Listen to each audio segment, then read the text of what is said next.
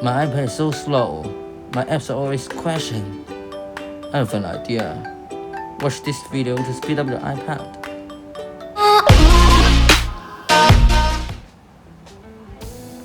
In this video, you can learn how to speed up your iPad in 2 simple ways. Subscribe for more tutorials. The first way is to clear unused app from recents. This app will use up your RAM space.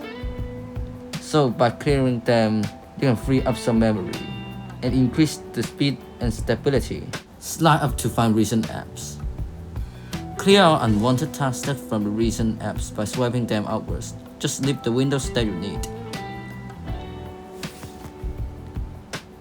All done.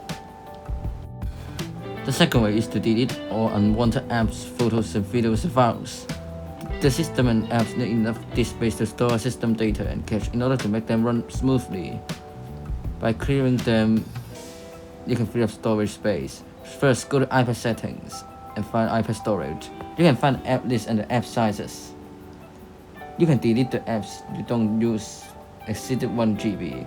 Tap delete app to delete the app. Check if there is any important data in the app. This action is permanent and cannot be undone. Then I will teach you how to delete unwanted photos. You can delete the duplicated or unwanted photos and videos. You can be reviewed before deletion. Tap the rubbish bin icon to move them to recently deleted. Go to recently deleted at the side panel and tap delete all. It is located at the bottom. Review carefully before the deletion. This deletion is permanent and cannot be undone.